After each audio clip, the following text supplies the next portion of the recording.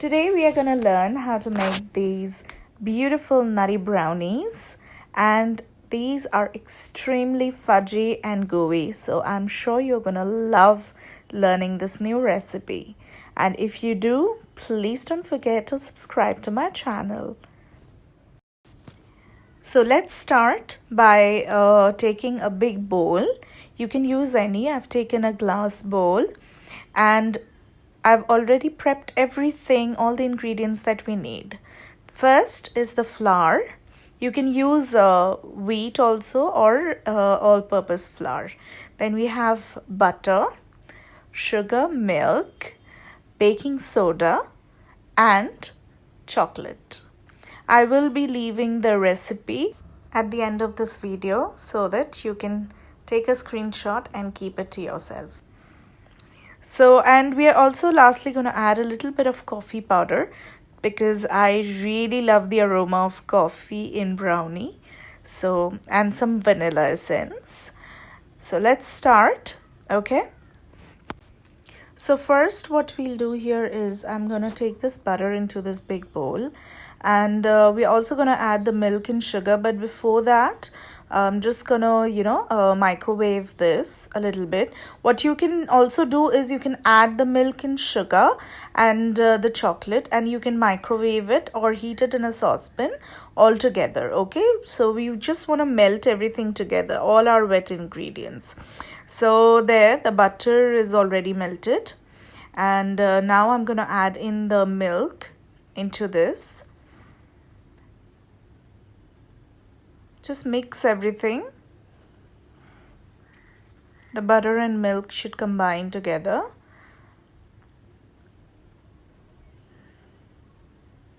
And try using, when you add the dry ingredients into your wet ones, use a hand whisk, okay? Because after mixing the batter also there were a few lumps, so later on I had used a whisk, okay, which is not part of the video, but I just thought I should mention, okay? And there goes our sugar. So I've added the chocolate and the sugar now, and now once again I'm going to put this in the microwave to melt the chocolate. Okay, here I'm using 100 grams of dark chocolate, but what you can do instead is you can take 50 grams of dark chocolate and about 3 tablespoons of Nutella. I think that really gives it that extra edge. Okay, or you can just make with 100 grams or a little more of chocolate, because brownies are all about that gooey feeling, so you can add a little bit more chocolate as per your taste. So here I just put in the baking soda and sieved it into the flour and baking soda mixture, and I'm just going to give it a good mix so that it's nice and well combined. There. Okay, let's put this aside. Let's take that out of the microwave. I think it must be quite melted. See, it's already started to melt really nicely, see? So you need to go about 30-second intervals for at least 2 times.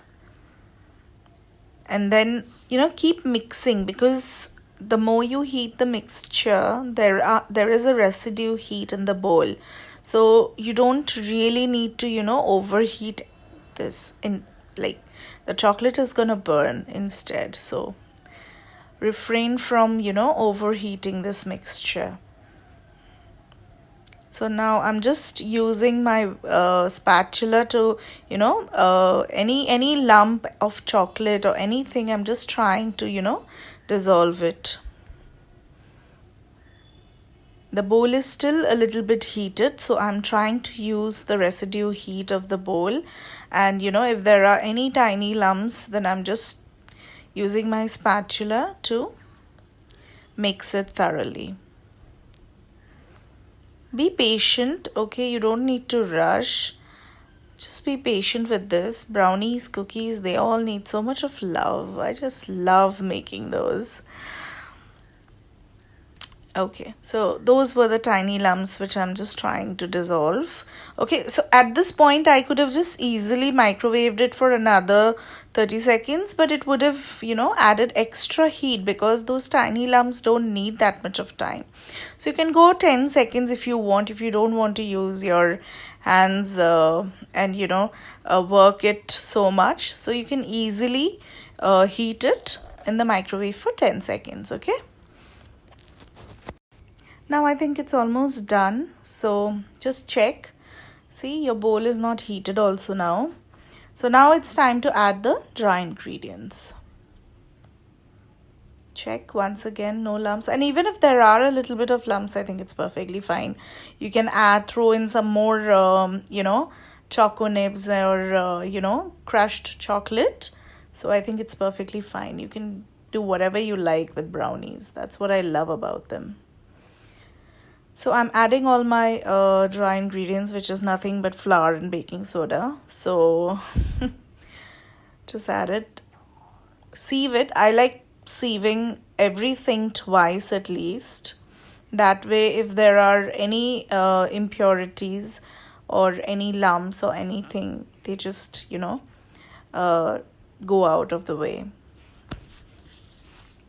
So now mix, see here I'm using this spatula to mix it, but use a whisk at this point, okay? Take off your spatula and use a whisk, that way it's mixed much better.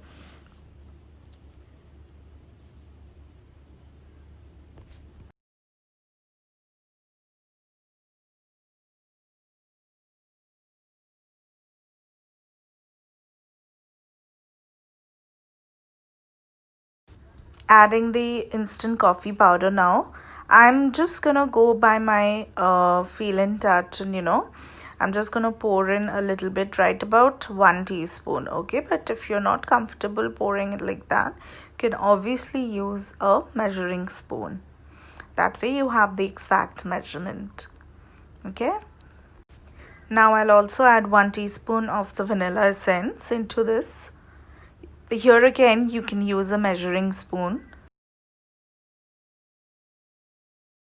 So now I've taken a 9 by 9 inch pan, and I've also taken some ready brownie liners. These are very easily available in Amazon and also at your nearby bakery supply store. So don't worry about them. You'll surely get it. One more thing is, if you don't get these liners and if you don't have anything, just use cupcake liners if you're making for home. I mean, they work just perfectly fine. So now I'm just greasing this tin pan a little bit, and I'm gonna line it with parchment paper, oiled parchment paper. So I just like to grease it because the parchment paper sticks very nicely onto butter. Otherwise it just does not stick to the pan. So lightly grease it, and then take a parchment paper, measure out the pan and just stir off accordingly. So there, you measure out your pan like that, and then you tear and you put it on from both sides, okay? So there goes one. Then I'm going to turn the pan around and I'm going to put another. There. See how beautifully the parchment paper is sticking to the pan? This way we get perfect brownies. It does not stick to the pan and it is so trouble-free. So let's take another piece and this way. There. You can trim off the excess bits, but I really don't find the need. So see, it wasn't sticking because there's no butter, so I again greased it a little, the parchment below with a little bit of butter, and now it's gonna stick perfectly. There. So once you've lined your tin, you can do this at the very beginning, line your tin and everything, and you can keep everything ready so that as soon as your batter is done, you can just start pouring, okay? There. See? Beautiful square.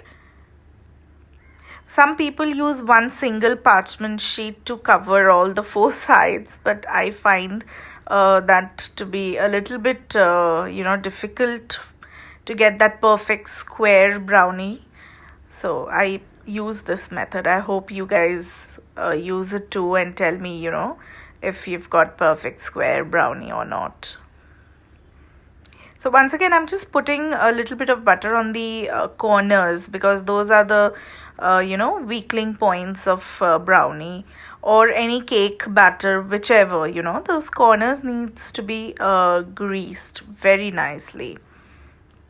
So I'm just taking a tablespoon here, and I'm going to scoop about 1.5 tablespoon batter into these molds. Liners. That's it. Only almost halfway, okay? Don't overfill them, because then your batter will start overflowing while it's baking, and then you will not have the perfect brownies. That's it.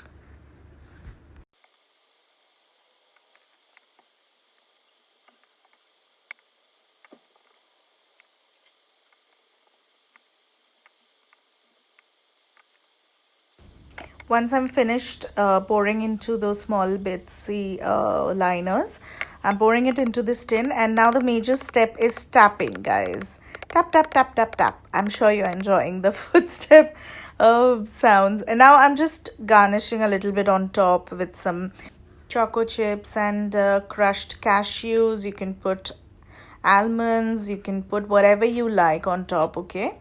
However tasty you want it to be. There. You can also add blobs of Nutella. I think that is just the ultimate.